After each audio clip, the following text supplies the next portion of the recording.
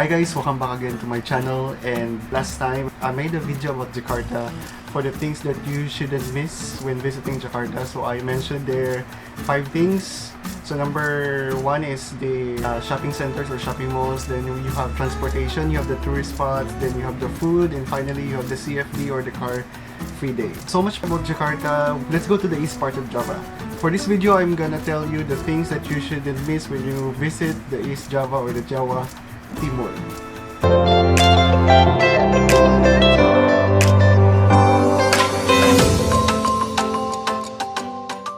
Java or Jawa in Bahasa is a large island. It is considered as a populous island in the world. There are so many people living in Java Island.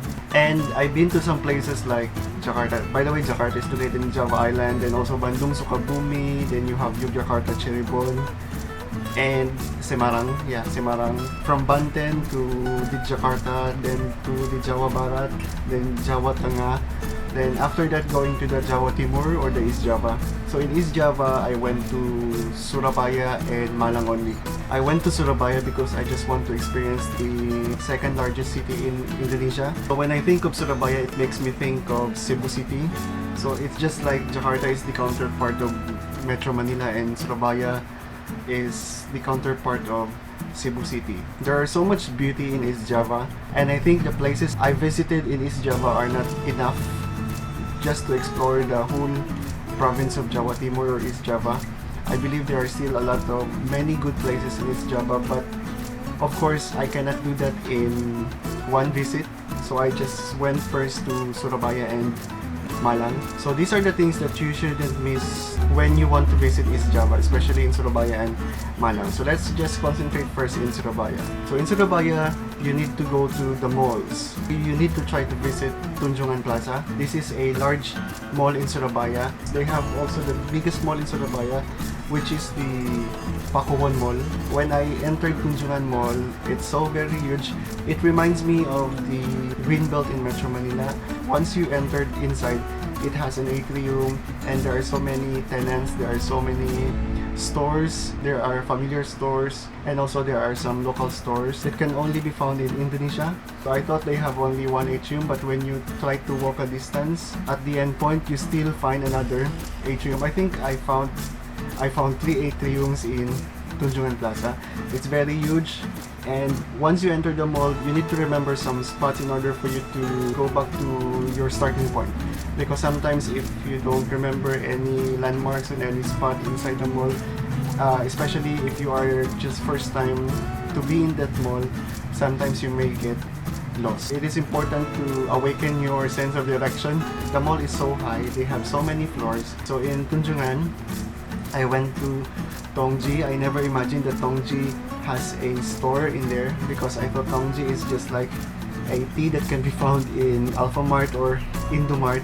So I never imagined that they put up a store in Tunjungan. You can find there a lot of flavors of tea that you want. So I think I selected the strawberry flavor tea. So I bought that for, I think about 35,000 to 50,000 rupiah. So I just drink tea. I didn't eat anything, just to relax and just to enjoy the moment inside the mall. So again, if you want to go to Surabaya, do not forget to go to the shopping centers or shopping malls. Next is the Suramadu Bridge experience. Actually, I have no idea about Suramadu Bridge. My friend in Surabaya just recommended me to experience the Suramadu Bridge. Thankfully, he has the motorbike. So Suramadu Bridge is just located at the northeast part of Surabaya. It is a bridge that connects the Java Island and the Madura Island. So that's why it is called Suramadu. Sura stands for Surabaya and Madu stands for Madura Island. So it is a long bridge. It is about 5.4 kilometers. So the bridge is very long. So once we enter the bridge, it feels like it's so far to reach the other side using the motorbike. Based on my experience, Surabaya is so hot.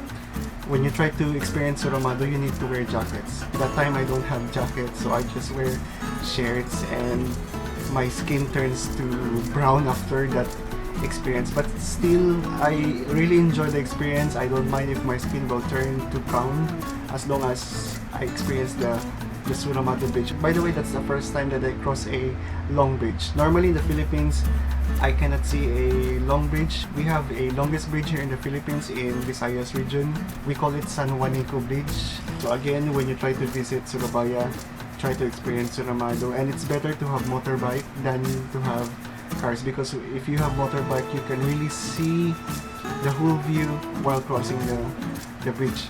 At the middle, it's already in high elevation, so when you turn back, you could see the skyline of Surabaya. Of course, in your front, you can see the island of Madura. Next would be the food. In East Java, I tried the Soto Ayam Kampung. It is just specific to that particular area. Instead of eating in the mall, my friends recommended me to eat at the famous warung for Soto Ayam. Ayam is chicken. It's like a chicken soup with some bihon and rice. So it's very nice, it's very good. It's quite different from the soto that I tried in Bandung, in Jakarta. So their soto has rice, has bihon, has boiled eggs, has chicken. Of course, that's the main ingredient. It's very good. It's already a complete meal. Aside from Soto Ayam Kampung, you also need to try Ayam and the Bakso in Malang, because the best bakso in Indonesia can be found in Malang. And also, aside from those foods, you need to try this one, Lontong Kupang. Yeah. So you need to try the Lontong Kupang. This is already in Malang. So my friend Fikri invited me to have some dinner. We went to a warung that sells this one, the Lontong Kupang. The main ingredient of Lontong Kupang is a small shell, a meat shell. It's like an oyster, and it has soup, and the flavor is just so strong. Many people from Malang likes the food, but for me, I think it is not that appetizing. It's so flavorful, but it's too strong for me. So I decided not to eat that one. And aside from that soup, the Lontong Kupang, they also have side dishes like the chicken intestine, then some tofu or taho, then some gorengan. Even I don't like the Lontong Kupang, I am still suggesting that to you because I want you to experience also their local food in Malang. We'll see if you will like it, because our taste buds are different from each other. So maybe the food that I don't like is the food that you like. If ever you want to visit Malang, so you try that one. When you are planning to visit East Java, do not forget to try Suroboyo Bus. Suroboyo Bus is located in Surabaya. It is a bus system. It is quite different and it's quite unique because you are not paying money. In Suroboyo, you don't need cash to ride the bus. Instead, you need to provide plastic bottles, like the bottled water, the bottle from the soda, as long as it is plastic.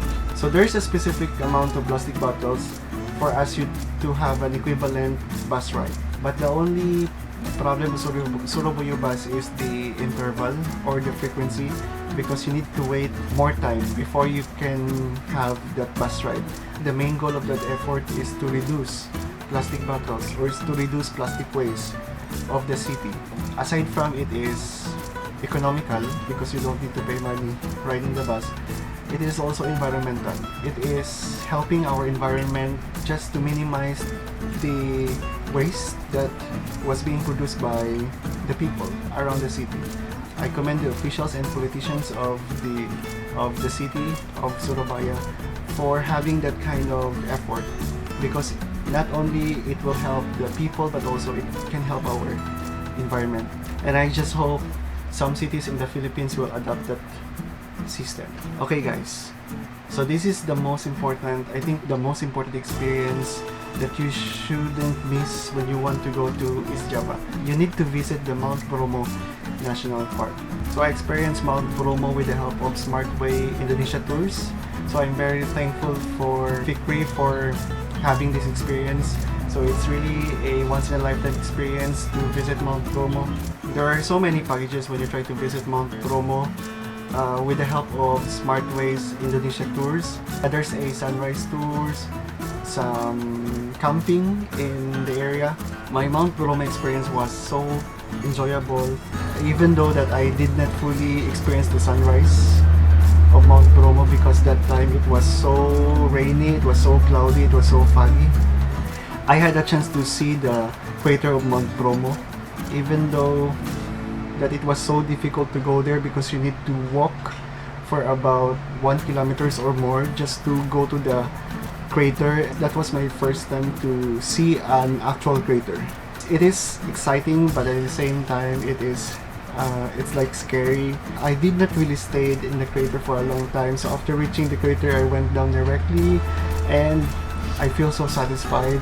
At least I could leave Mount Bromo with so much experience. So next time if you want to visit, if you are planning to visit Mount Bromo, just book your trip in Smartway Indonesia Tours and they will give you a best and affordable travel package in Mount Bromo National Park. So that's it, guys. So I hope you learned something from this video, and do not forget those things before you go to East Java. And also I would like to encourage you to research some tourist spots so that aside from those things that I mentioned, you still have some choices for your destination. So I hope you enjoyed watching this video. If you're new to my channel, please subscribe to my channel. Click the bell button for notification with comments, suggestions, or recommendations. You may write down in the comment section below. So see you in my next video. Bye bye!